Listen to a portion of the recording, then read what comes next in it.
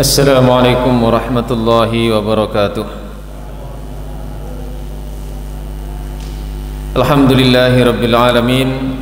Hamdan katsiran tayyiban mubarakan fih mubarakan alaih kama yuhibbu rabbuna wa yarda. Asyhadu an la ilaha illallah wahdahu la syarika lah. Wa asyhadu anna Muhammadan abduhu wa rasuluh. Allahumma salli ala nabiyyina Muhammadin wa ala alihi wa sahbihi wa man tabi'ahum bi ihsanin ila yaumiddin. Qala Allah Ta'ala fi kitabihil karim, ya ayyuhalladzina amanu taqullaha haqqa tuqatih wa la tamutunna illa wa antum muslimun. Wa qala ta'ala, ya ayyuhan nasu taqu rabbakumul ladzi khalaqakum min nafsin wahidah wa khalaqa minha zawjaha wa bassa minhuma rijalan katsiran wa nisaa'a wattaqullaha alladzi tasaaluna bihi wal arham innallaha kana 'alaikum raqiba. Wa qala ta'ala, ya ayyuhalladzina amanu taqullaha wa qulu qawlan sadida yuslih lakum a'malakum wa yaghfir lakum dhunubakum wa may yuti'illaha wa rasulahu faqad faza fawzan 'azima. Amma ba'd. Ma'asyiral muslimin wal muslimat, hadirin wal hadirat, rahimani wa rahimakumullah. Alhamdulillah, pada kesempatan malam hari ini marilah kita awali pertemuan kita ini dengan senantiasa memanjatkan puji syukur kepada Allah Subhanahu wa taala dengan sebenar-benarnya rasa syukur kita kepadanya. Hati kita meyakini bahwa seluruh kenikmatan yang kita rasakan semata-mata merupakan karunia dan pemberian dari Allah Subhanahu wa taala. Kemudian kita gerakkan lisan kita untuk memuji Allah Subhanahu wa taala, dan yang penting adalah mari kita gunakan nikmat-nikmat tersebut dalam rangka kita mendekatkan diri dengan melaksanakan perintah-perintahnya dan menjauhi larangan-larangannya.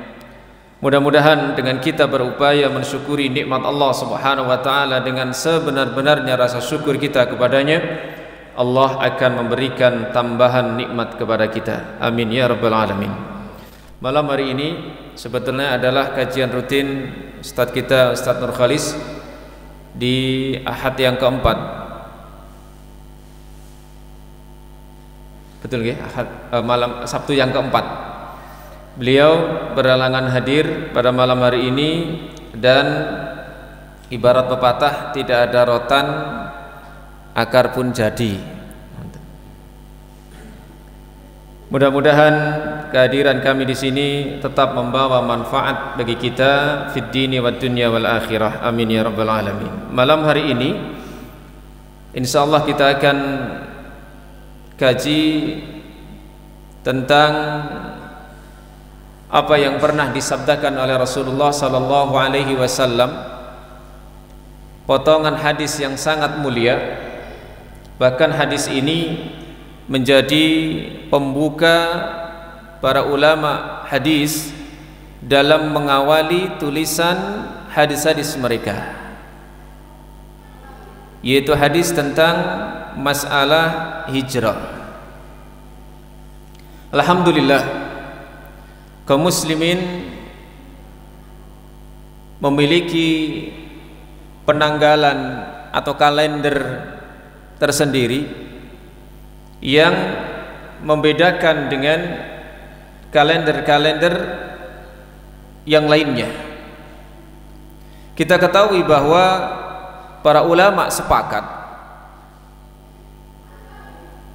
tahun Islam itu ditetapkan ketika pemerintahan masa Amirul Mukminin Umar bin Khattab radhiyallahu anhu. Dan kita saat ini berada di awal dari tahun Islam yang ke-1445. Oke, lali pisan nggih. Nggih, kadang wong Islam dhewe arek Islam dhewe niku gak ngerti saiki tahun piro. Dan ini memang nyata. Cobi panjenengan tanggleti nggih arek-arek SMP, SMA. Mungkin banyak di antara mereka yang tidak tahu tahunnya. Napa malah nek panjenengan tanggleti wulane. Lebih detail lagi tanggale. Dikengken ngapalaken wulan-wulane. Tambah akeh sing gak apal. Kadang-kadang wong tuane dhewe ya gak apal. Padahal itu sangat erat hubungannya. Ya. Maka hadis yang menceritakan peristiwa hijrahnya Nabi SAW menjadi tonggak dimulainya penentuan dalam kalender Islam.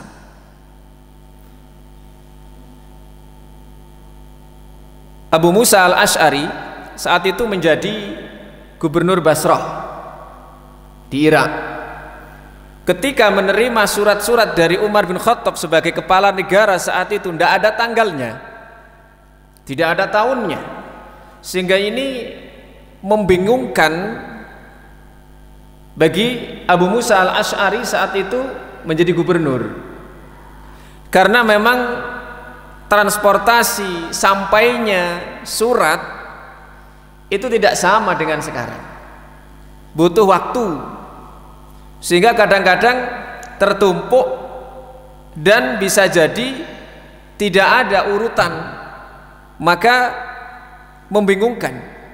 Sehingga kemudian ceritanya Abu Musa al-Ash'ari meminta Umar bin Khattab yang saat itu menjadi pemimpin kaum muslimin untuk menetapkan kalender tersendiri. Maka dikumpulkanlah para sahabat, mereka bermusyawarah agar kaum muslimin memiliki kalender tersendiri.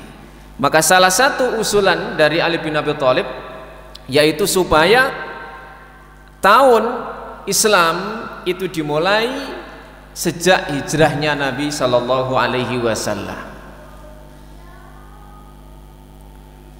dan kemudian penentuan awal bulan itu dimulai dari Muharram, dimulai dari Muharram. Wong Jawa ngarani wulan napa? Wulan Suro. Panjenengan sing sepuh mesti hafal nggih urutan bulan-bulan Qamariyah niku. Nggih. Muharram nek wong Jawa ngarani napa? Suro. Mantun Muharram Safar. Wong Jawa ngarani Sapar. Suro Sapar. Mantun ngonten Rabiul Awal. Wong Jawa ngarani wulan Mulud. Mantun Rabiul Awal, Rabiul Akhir, Rabiul Tsani. Wong Jawa ngarani ba'da Mulud. Yang kelima napa? Jumadanil Ula. Jumadal Ula. Nggih. Terus Jumadanil Akhirah utawa Jumadanis Tsaniyah. Niki padha. Mantun ngonten napa? Mantun ngonten apa ya? Mantun napa? Moro-moro ruwah lah, cepet riyo maneh sampean iki. Rejab Pak nggih. Rejab sami Rajab. Manten Rajab napa? Sya'ban, wong Jawa ngarani ruwah. Manten ngoten? Ramadan poso. Manten Ramadan Syawal. Nggih, manten Syawal Selo. Selo niku Dzul Qa'dah. Manten Selo napa? Besar Dzul Hijjah. Coba saya ngangon ngulangi maneh lak bingung. Kula niki ya ana ya ini, kula kan nggih mulang tapi SD nggih, kelas 6 kebetulan. Kula takoni, mboten enten sing hafal. Mboten enten sing hafal. Ngrasakno sing SD, SMP, SMA kurang karuan. Pun nggih. Sekarang kita membahas tentang hadis masalah hijrah. Hadis masalah hijrah ini adalah hadis tentang masalah utamanya adalah niat. Masalah utamanya adalah niat. Dan hadis ini selalu menjadi awal urutan ketika para ulama hadis menyusun hadis-hadis mereka. Contoh, panjenengan ketika membaca atau membuka kitab Sahih Bukhari, maka hadis yang pertama yang dimuat oleh Imam Bukhari adalah hadis tentang innamal a'malu bin niyyat. Apal kabeh niki hadis innamal a'malu bin niat. Terusane jek dawa asline niku. Riyadhus Shalihin. Niku hadis pertama adalah innamal a'malu bin niat Imam Nawawi. Termasuk hadis arba'in pertama hadisnya adalah innamal a'malu bin niat. Amalan niku sah mbotene tergantung niat. Sehingga seluruh amalan termasuk para ulama kita dalam menulis hadis itu niatnya benar-benar ditata dan dikelola, diingatkan dengan dituliskannya hadis innamal a'malu binniyat. Kalau kalian panjenengan hadir wonten masjid menika, wonten dalu menika, niki innamal a'malu binniyat. Niate napa? Kenapa? Wa innama likulli imri'in manawa. Setiap kita akan mendapatkan sesuai dengan yang kita niatkan. Nopo niat panjenengan nggih melakukan suatu amalan gini ku mangke hasil ingkang panjenengan peroleh. Ingkang panjenengan angsal gini sesuai dengan niat. Makanya terus mantun ngonten Nabi menjelaskan tentang hijrah.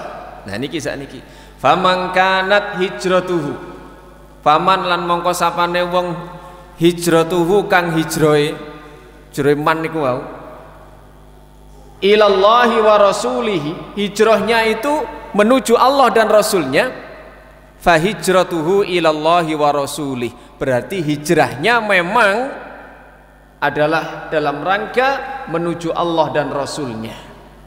Tetapi wa man kanat hijratuhu sinten tiangi ingkang hijrahipun lidunya krana urusan donya awimraatin yang kihuha utawa urusan wong wedok krana wong wedok sing diincer kate dinikahi, fa hijratuhu ila ma hajara ilai, maka hijrahnya ya akan mendapatkan sesuai dengan niat hijrahnya tadi.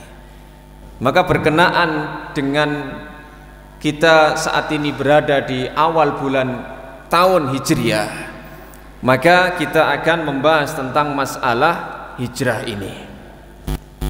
Baik. Bahasan yang pertama adalah tentang makna hijrah. Hijrah ini berasal dari kata-kata hajaro, yahjuru, yang artinya taroka yatruku, sing artinya ini ku meninggalkan. Hajaro yahjuru niki artinya meninggalkan atau mendapatkan tambahan alif sehingga haknya menjadi panjang, hajaro yuhajiru. Orang yang hijrah namanya muhajir. Para ulama menjelaskan ketika memberikan keterangan tentang definisi hijrah, fasmul hijrah yaqa'u ala umurin. Kata hijrah itu terjatuh pada beberapa perkara, terjadi pada beberapa perkara. Yang pertama, hijratus sahabah min Makkah ilal Habasyah. Hijrahnya para sahabat dari Mekah menuju Habasyah. Ini hijrah yang terjadi pada sejarah Islam, yaitu yang pertama para sahabat diperintah oleh Rasulullah SAW untuk berhijrah, meninggalkan Mekah menuju tempat yang baru yang saat itu dipilihkan oleh Nabi adalah Habasyah, Ethiopia. Kenapa? Karena saat itu rajanya yaitu Najasyi yang beragama Nasrani saat itu lebih welcome kepada kaum muslimin dibandingkan dengan para penganut pagan atau orang-orang musyrik. Hina adzal musyrikuna Rasulullah sallallahu alaihi wasallam fafarrau ila an-Najasyi, sehingga mereka pun berlari atau pergi menuju negerinya Najasyi. Dan hijrah ini terjadi pada tahun kelima kenabian. Berarti Kanjeng Nabi yuswa pinten saat niku? 40 ditambah 5. Kenapa? Karena waktu itu orang-orang musyrik Mekah ini senantiasa mengganggu dan menyakiti orang-orang yang beriman kepada Rasulullah sallallahu alaihi wasallam, sehingga diizinkan oleh Nabi untuk tidak berada di Mekah. Wis sampean pindah ten pundi Nabi? Nango Ethiopia. Ndek kono ana raja sing beragama Nasrani yang welcome kepada kita, yang baik dengan kita, karena memang sama-sama agama samawi. Hijrah yang kedua ini yang terjadi berdasarkan hadis tadi, min Makkah ilal Madinah, dari Mekah menuju Madinah.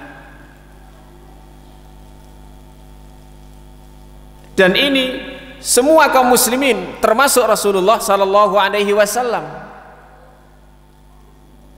Kenapa dipilih Madinah yang saat itu sebenarnya namanya masih Yathrib? Kemudian setelah Nabi mukim di sana menjadi pusat pemerintahan Islam saat itu, sehingga menjadi sebuah Madinah. Karena yang tinggal adalah Nabi, maka disebut dengan Madinatun Nabi atau Madinah Nabawiyah. Sampai sekarang dikenal dengan nama kota Madinah. Walaupun secara bahasa Madinah niku artine kota. Misalnya jenengan ditanggelti bahasa Arab, aina taskun, ten pundi panjenengan manggen, ngoten nggih.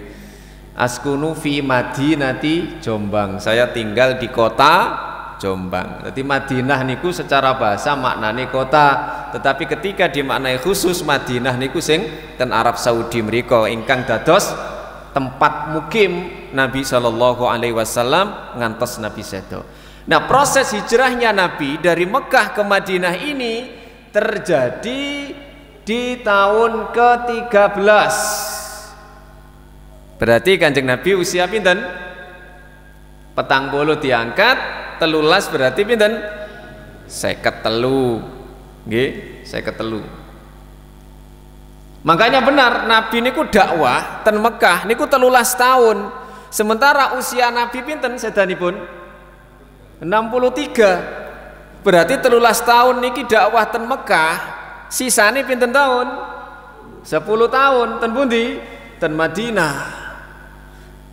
Sehingga secara sejarah memang Nabi lebih lama dakwahnya di Mekah dibandingkan di Madinah. Tapi Madinah lebih tertata dulu. Kenapa? Karena sebelum Nabi dan para sahabat hijrah dari Mekah ke Madinah, di sana sudah banyak orang-orang yang beriman kepada beliau sallallahu alaihi wasallam. Sehingga benar-benar Allah sudah menyiapkan tempat nanti yang akan menjadi pusat perkembangan Islam, dakwah tauhid di situ. Wa kana yajibu ala kulli muslimin bi Makkah an yuhajira ila Rasulillah sallallahu alaihi wasallam ilal Madinah. Maka saat itu wajib siapapun yang ada di Mekah untuk hijrah bersama Nabi sallallahu alaihi wasallam ke Madinah. Sampai Nabi SAW pun berangkat terakhir bersama dengan sahabat yang paling beliau cintai, nggih kanca nggih mara tuwa. Sinten? Abu Bakar As-Siddiq radhiyallahu taala anhu. Wa atlaqa jamaah annal hijrah kanat wajibah min Makkah ilal Madinah. Para ulama memutlakkan bahwa hijrah itu adalah wajib saat itu dari Mekah ke Madinah. Dan yang dimaksud dari Mekah ke Madinah tentu hijrah menuju Rasulullah sallallahu alaihi wasallam. Kenapa? Karena Nabi dalam hadis tadi, "Faman kanat hijratuhu ilallahi wa rasulih." Sehingga hakikatnya bukan kota Madinahnya yang mereka harus hijrah, tapi bagaimana mereka mengikuti Rasulullah sallallahu alaihi wasallam. Seandainya niki nek oleh ngomong nggih, seandainya kok Nabi niku dipilihaken kalian Allah, wis hijrah nang Jawa misalnya, mbok sing dipilih Jawa ndi nggih? Ya iso dadi Madinah. Ngoten nggih. Tapi niki kan berandai-andai. Nggih. Indramayu.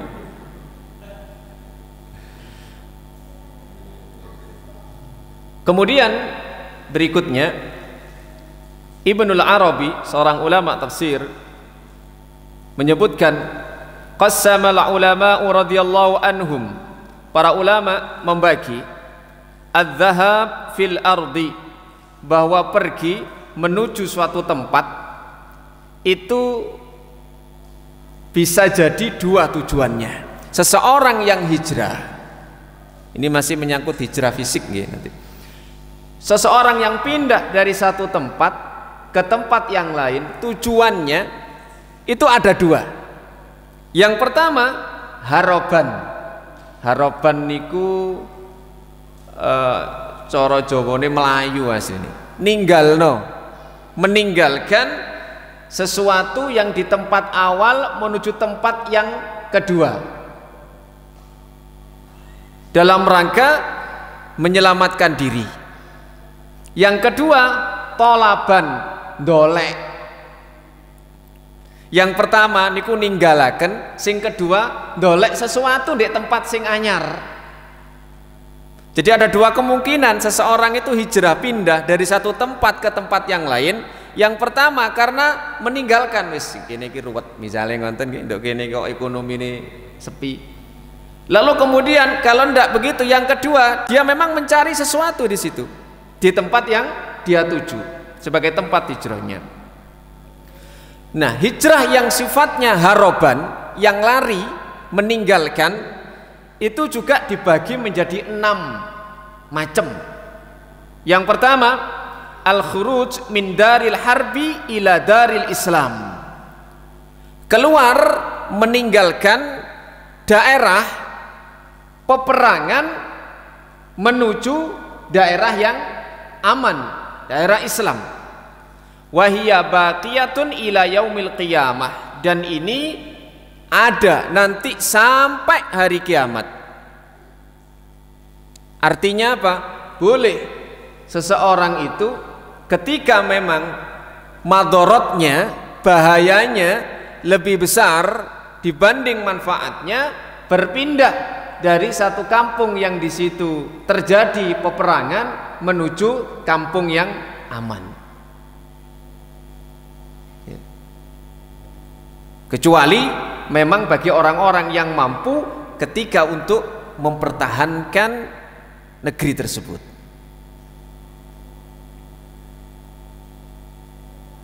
Boleh orang-orang yang lemah, wanita, anak-anak untuk segera pindah. Kenapa? Karena dalam rangka untuk menyelamatkan nyawa mereka demi keberlangsungan generasi. Walaupun bagi orang-orang khusus boleh untuk tetap ketika diperlukan untuk mempertahankan negeri kaum muslimin itu. Yang kedua, al-khuruju min ardil bid'ah, keluar dari kampung yang di situ banyak terjadi amalan-amalan yang tidak ada contohnya dari Nabi Shallallahu Alaihi Wasallam, sehingga dia tidak bisa menjaga agamanya dengan baik, khawatir terpengaruh, sehingga boleh bagi dia untuk pindah. Imam Malik pernah berkata, la yahillu li ahadin an yuqima bi ardin yusabbu fiha salaf. Tidak halal bagi seseorang tinggal mukim di suatu tempat yang di situ para ulama pendahulu kita senantiasa dicela, sementara kita tidak mampu untuk menyuarakan pembelaan dan dikhawatirkan ikut terpengaruh. Apalagi mungkin salaf yang dimaksud di sini adalah para sahabat. Para sahabat dicela, bahkan ada yang sampai dikafirkan. Dan itu mayoritas di situ orang-orangnya punya akidah seperti itu. Sementara kita tidak mampu untuk mengcounter, untuk membantah, ya. Dan kita khawatir akan terpengaruh juga lama-lama. Kenapa? Karena pemikiran-pemikiran itu kalau terus didoktrin, didengarkan, maka pengaruhnya sangat besar. Sehingga ya sudah, pindah saja. Macam yang ketiga, al-khuruju min ardin yaghlibu 'alaiha al-haram. Keluar dari perkampungan atau daerah yang di situ ternyata mayoritas aktivitasnya aktivitas yang haram. Muamalah orang-orang di situ muamalah yang haram. Fa inna talabal halali faridatun ala kulli muslimin, karena mencari yang halal itu wajib bagi setiap muslim. Jadi kalau di kampung itu sudah muamalahnya, aktivitasnya itu yang dominan adalah yang haram, maka harus segera berpindah. Karena kekhawatiran kita. Yang keempat, al-firar minal adhiyah fil badan. Keluar atau lari dari orang yang akan menyakiti kita secara fisik. Wa dzalika fadlun minallahi ta'ala arkhas fihi. Misalnya ternyata di situ dikhawatirkan fisik kita akan disakiti, disiksa misalnya, sementara kita butuh untuk meneruskan hidup kita dalam rangka untuk menambah ketaatan kita, atau kita dibutuhkan di tempat lain, maka segera berpindah. Contoh Nabi Ibrahim alaihissalam. Nabi Ibrahim alaihissalam itu memang pertama membuat gebrakan yang luar biasa. Berhala-berhala, patung-patung yang berada di tempat peribadatan kaumnya itu dihancurkan semua. Disisakan yang paling gede. Yang paling gede niki ditinggali napa? Pecok di gunung. Ternyata gerak-gerik Ibrahim itu terendus. Diketahui ada seorang pemuda fatan yuqalu lahu Ibrahim. Wong-wong nek nyeluk Ibrahim, ya wis tekakno. Begitu pemimpin. Ditekakaken di tempat ibadah niku wau. Ibrahim, jarine ceritane awakmu sing menghancurkan berhala sesembahan iki. Lho jare sapa? Lah jare wong-wong. Ya enggak. Wo takonono kok lho. Jo ono pelakune. Iku pecoke jek nyentel. Coba takonono nek iso ngomong. Bingung liya ya. Patung wadul ora iso ngomong. Akhirnya mereka faraja'u ila anfusihim, balik nang awake dhewe. Iya. Ya awak dhewe gak jane sing salah. Lah apa kok nyembah wong ngomong ae gak iso. Apa maneh iso ngekeki keselamatan. Tapi mereka tidak mau dipermalukan. Bagaimanapun akan mereka memiliki tipu daya, rencana. Akhirnya rajanya, ya wis, Dipungkes saya. Apa? Obongan Ibrahim. Kan begitu. Dibakar Nabi Ibrahim. Allah memberikan mukjizat kepada beliau alaihissalam.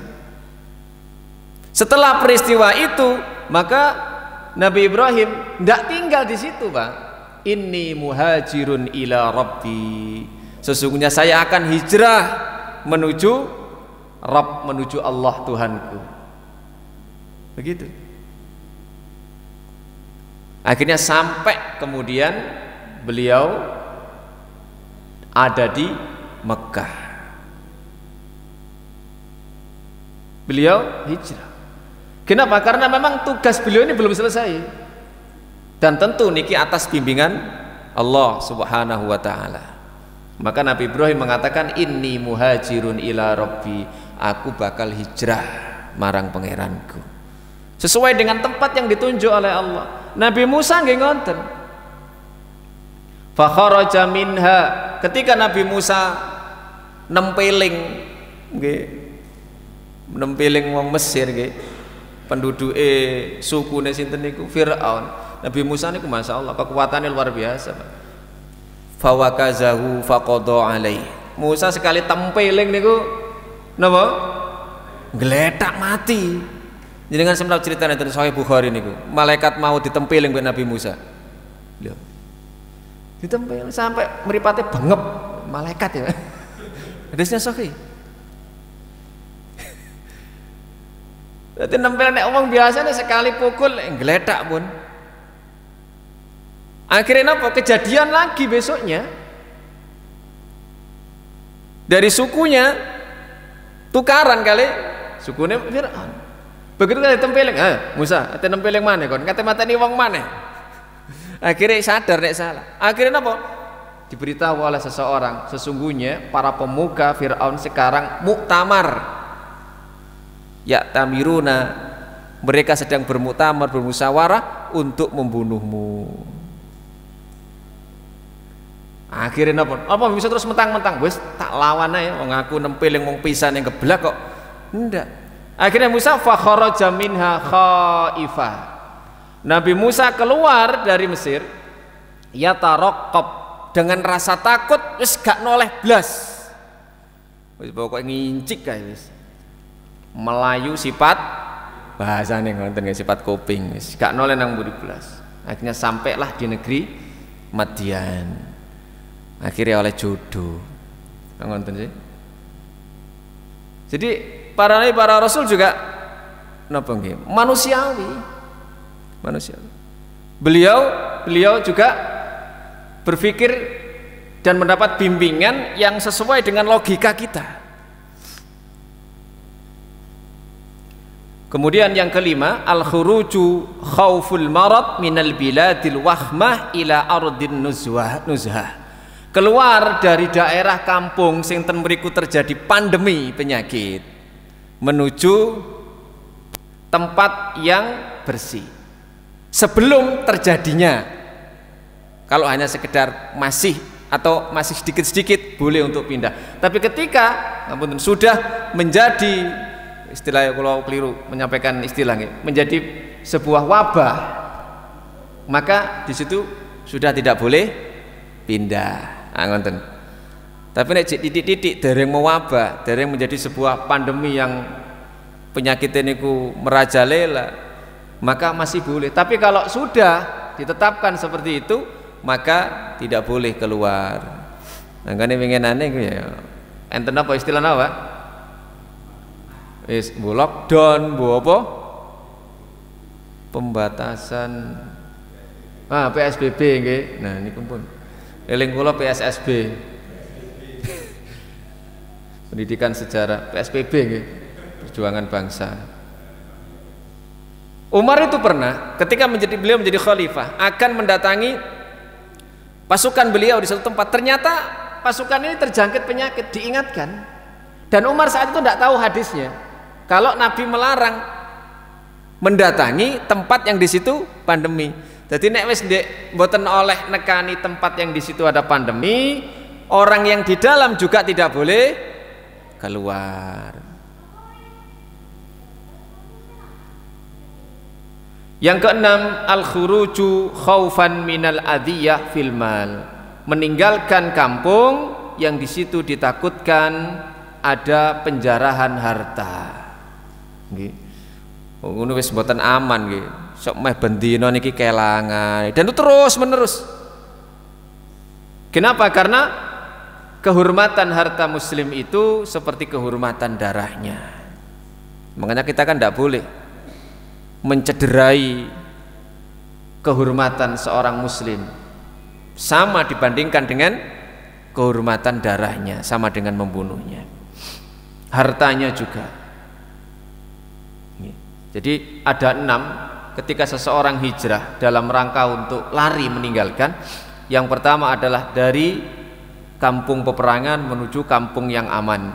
Yang kedua adalah keluar dari kampung yang di situ banyak terjadi amalan-amalan yang menyimpang.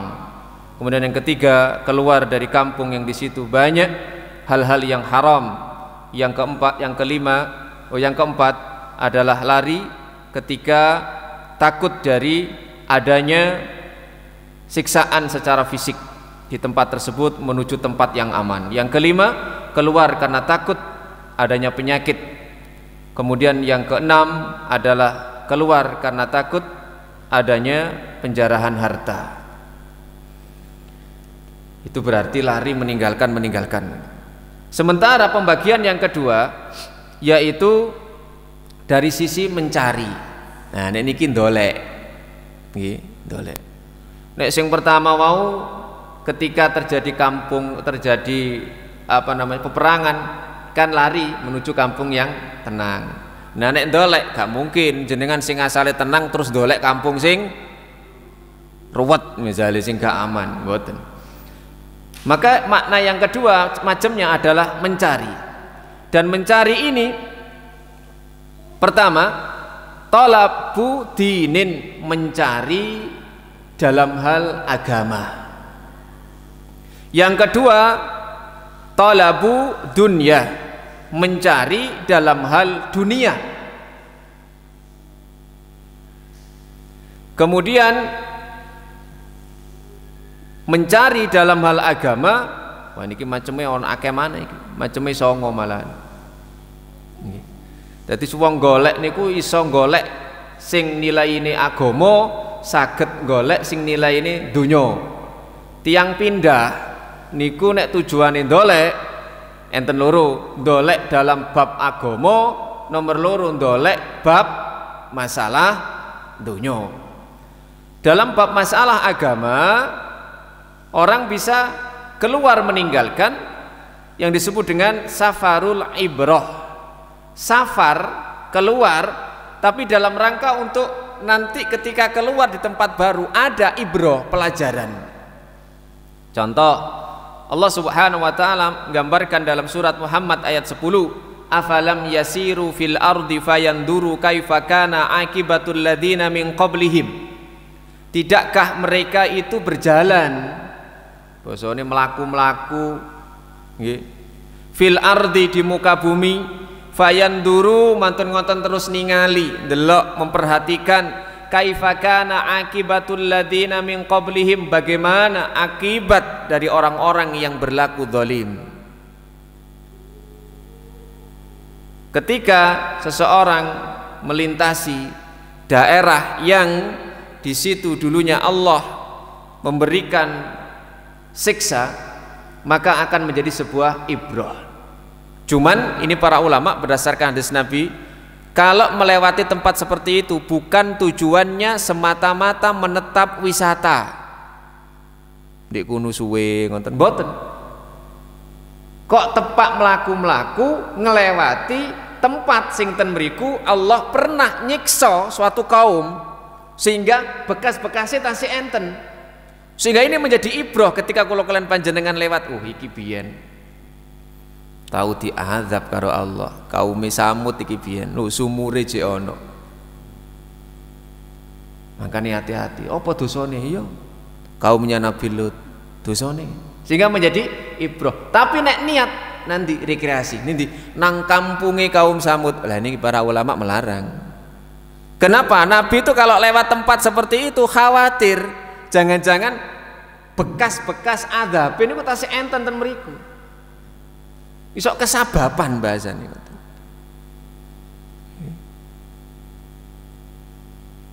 Wa qad tafa Dzulqarnain fid dunya liyara ajaibaha. Dzulqarnain itu tawaf niku napa? Keliling nggih. Di dunia ini untuk melihat keajaiban-keajaibannya sehingga menimbulkan ibrah. Makanya nek kula kalian panjenengan piknik, rekreasi di tempat-tempat yang mubah, nggih, ten laut, ten gunung, nggih. Niku harus membawa pulang ibrah, pelajaran. Paling boten kula kalian panjenengan niate untuk apa? Menumbuhkan kesadaran kita terhadap kemahabesaran Allah Subhanahu wa taala. Kemudian yang kedua, safarul hajj. Jadi tiang niku safar medal ninggalno kampunge sing tujuane agama, nggih niki contone safar untuk haji. Nggih. Nah, panjenengan saniki kan pun musim wangsule haji nggih. Safar mereka. Tapi agama tujuannya ketika berhaji. Yang ketiga, safarul jihad, keluar meninggalkan kampung untuk berjihad, untuk berperang di jalan Allah Subhanahu wa taala. Ar-rabi' yang keempat, safarul ma'ash, safar untuk mencari maisha. Niki agama napa donya niki? Ya tergantung niate malih nggih. Misalnya panjenengan nang Kalimantan atau nang Sumatera, nggih, ninggalno anak, ninggalno bojo, sing bujang ya ninggalno wong tua. Tujuannya untuk mencari maisha, anak istri, yang itu kewajiban, dan niat kita adalah dalam rangka untuk menjaga kehormatan keluarga kita, yang itu perintah dari Allah Subhanahu wa taala dan juga diperintahkan oleh Rasulullah sallallahu alaihi wasallam.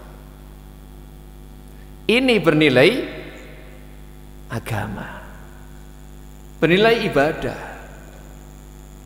Kadang mungkin ten mriki gak cocok nggih. Wong Jawa ngarani durung jodoh, durung ketemu jodone nyambut gawe. Dadak ten Kalimantan masyaallah, setahun wonten mawon wis. Wah. Kula nggak ada misanan nggih ten Sulawesi. Dodolan niku lho Pak, pentol. Dodolan pentol nggih keliling. Pertama ndamel sepeda ontel, ngoten terus sepeda motor. Saniki alhamdulillah pun sae. Kemudian yang kelima, safarut tijarah wal kasbi az-zaid alal quti wa huwa jaizun. Safar dalam rangka berdagang. Safar dalam rangka berdagang. Niki nggih bernilai ibadah. Kenapa? Dalam rangka untuk az-zaid alal qut, untuk menambah tadi penghidupan dia, dan dibolehkan. Laisa alaikum junahun an tabtagu fadlam mir rabbikum. Tidak ada dosa bagi kalian mencari karunia dari Tuhan kalian. Ini sebenarnya tentang masalah haji nggih. Orang-orang Mekah saat itu pekewo ngoten nggih. Mosore wong haji ku tujuane ibadah, kok aku dodolan tak pek bati ngoten nggih. Wong iki sing mrene ku ibadah kabeh, mosok tak manfaatno, bahasane ngoten. Dan itu boleh. Boleh. Dan masyaallah ya juga jadi pemasukan kalau dalam hal negara nggih. Orang membuka KBIH, travel, tidak apa-apa. Ada niat di situ memang dalam rangka untuk tijarah, tapi bukan niat yang utama. Kemana ambek setengah-setengah nipu ngonten wae. Kemudian berikutnya yang keenam adalah thalabul ilmi. Nah, medal saking griya dalam rangka golek ilmu agama. Panjenengan ingkang dipun gampilaken kalian Allah, medal saking griya lenggah wonten mriki dalam rangka thalabul ilmi. Ini adalah hijrah agama, mencari. Kemudian yang ketujuh, qasdul baqa asyarifah. Medal saking griya golek tempat sing mulya. Golek tempat sing mulya. Ten pundi misale, Pak? Ten pundi misale? Masjid secara khusus ten pundi? Telung masjid. Pundi mawon? Masjid Madinah, Masjid Nabawi, Masjidil Haram kali Masjidil Aqsa. Makanya nek panjenengan kepingin doyo-doyo nyelengi nabung niku tujuane ten telung masjid niki. Ya mesisan umroh, lah ngoten to? Utawa haji. Mungkin saged ziarah ten Masjid Nabawi utawa ten Masjidil Haram dan boleh bermaksud seperti ini. Dan ini nilainya agama. Tapi nek misalnya ngapunten, aku tak nyelengi rek, tak nabung, aku nek Ramadan cek iso iktikaf nang masjid endi? Ngampel misalnya. Padha ae, Pak. Mboten enten bedane kali Masjid Al Mukmin. Dari sisi keutamaan secara khusus lho nggih mboten enten. Walaupun para ulama fikih niku nggih membahas masjid yang afdol untuk digunakan sholat jamaah niku nek iso masjid sing paling tua. Masjid sing paling tua. Soale ten mriku wis jaman biyen akeh ten mriku sing dilakoni amal saleh. Maksudnya ngoten. Tapi secara khusus tidak ada keutamaan Masjid Al Mukmin dibandingkan Masjid Al Akbar, nggih, Surabaya, Masjid Ngampel, Masjid apa malih? Tidak ada keutamaannya.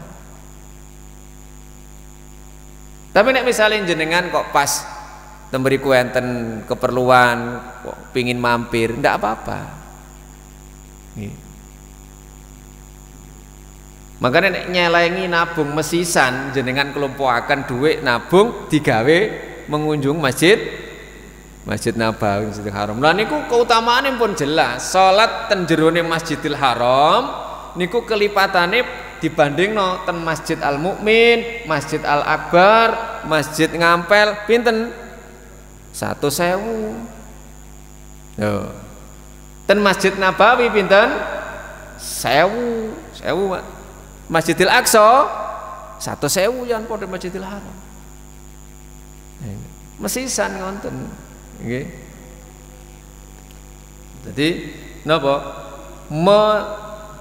Niatkan tujuan ke tempat-tempat yang mulia. Kemudian yang ke-8 adalah qasdus sughur lirribat biha, keluar dalam rangka untuk berjaga di daerah perbatasan dengan musuh. Nggih, nek sakniki khusus niki kangge tentara, Pak. Kangge njaga perbatasan antara negeri kaum muslimin dengan negeri kafir. Yang ke-9 ziyaratul ikhwan fillah. Jenengan metu teko omah nyambangi dulur. Nyambangi napa? Dulur. Niki berpahala. Niki enten cerita wong lanang nggih ingkang mengunjungi dulure ten satu kampung. Akhirnya Allah niki ngutus seorang malaikat nggih sing mendo-mendo dadi wong. Malaikat sing mendo-mendo dadi wong niki nakoni, "Aina turid kate nandi, Mas?" Uridu akhon li fi hadhil qaryah. Kula kepingin nyambangi dulur kula ten kampung niki. Halaka alaika min nikmah tuaddiha. Sampeyan tahu kedekean jasa ta? Apa mari diutangi dulur sampeyan terus akhirnya sampeyan napa? Nyambangi. Biasa gak tahu nyambangi, Pak. Cuma ning mangkrana kena jasa kayak dibantu. Sungkan rek mosok gak tahu nyambangi mari dibantu ta nyambangi. Apa awakmu nyambangi niate ngono? Terus si malaikat sing mendo-mendo qala la boten illa anni uhibbuhu fillah. Aku mengunjungi saudaraku karena aku memang cinta dia karena Allah. Ndak ada tendensi lain, enggak ono tujuan-tujuan liyane. Qala akhirnya malaikat sing mendo-mendo niki nyanjangi ngeten, fa inni rasulullah, aku ngono utusane Allah. Bi annallaha uhibbuka, bi annallaha ahabbaka kama ahbabtahu.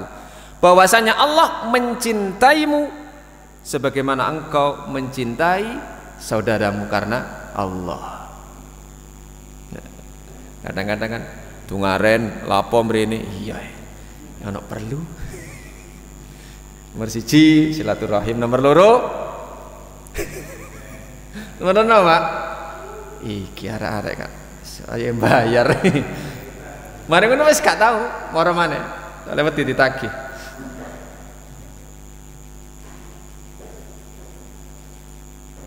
Ini kau yang ke-9 ya. Tambah kedingkas ya. Yang ketiga jenisnya hijratul qabail ila Rasulillah sallallahu alaihi wasallam. Hijrahnya para kabilah saat itu yang terjadi kepada Rasulullah sallallahu alaihi wasallam untuk belajar masalah syariat Islam, dan ketika mereka kembali mereka mengajari kaumnya. Ini termasuk ketika kita mengirimkan anak-anak kita, putra-putri kita ya ke pondok pesantren untuk belajar. Ketika mereka mendapatkan ilmu, mereka kembali ke kampung halaman mereka untuk memberikan peringatan.